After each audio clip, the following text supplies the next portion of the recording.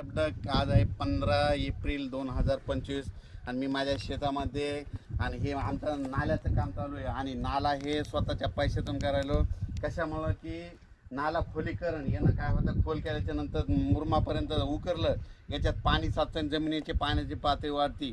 इथं कुठं शासनाचा निधी नाही, काय नाही, घरून स्वतःच्या घरतून घरून करायलो आणि केवळ पाणी विहिरीला वाढण्यासाठी हे.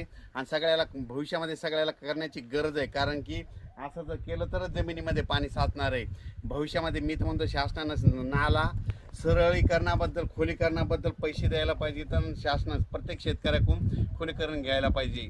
असं केलं तर काय होते, पाण्याची पातळी वाढते. आणि या ठिकाणून मी महाराष्ट्रातल्या शेतकऱ्याला अंदाज देणार आहे. आज 15 एप्रिल आहे, तर शेतकऱ्याला सांगतो आणखीन 15, 16, 17 3 दिवस राज्यात ढगाळ वातावरण राहणार आहे. म्हणून हा अंदाज लक्षात घ्यायचा. फक्त कुठंतरी अवकाळी पाऊस पडेल, पण सर्वदूर पडणार नाही. त्याच्यामुळे कांद्यावाल्यानं घाबरायची गरज नाही, बीटवाल्यानं घाबरायची गरज नाही. पण 18 तारखेपासून, आता 18 एप्रिलपासून ते 24 एप्रिलपर्यंत राज्यात उन्हाची तीव्रता वाढत जाणार आहे. 44-45 अंशापर्यंत अकोला नागपूरकडला पारा जाणार आहे. मराठवाड्यात देखील बऱ्याच ठिकाणचा 42पर्यंत जाणार आहे.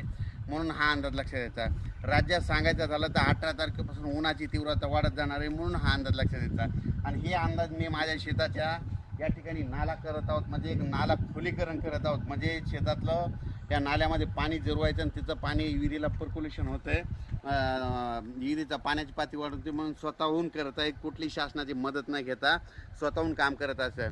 खरं तर शासनानं सगळ्या शेतकऱ्याला असं करून द्यायला पाहिजे, पण देत नाही, म्हणून सगळं स्वतः करत आहे. आणि या ठिकाणी मी शेतकऱ्याला अंदाज देखील दिला. धन्यवाद.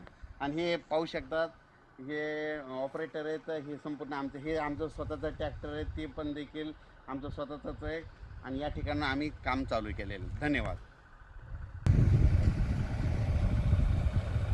धन्यवाद. हे आहे माझ्या शेतामध्ये. धन्यवाद.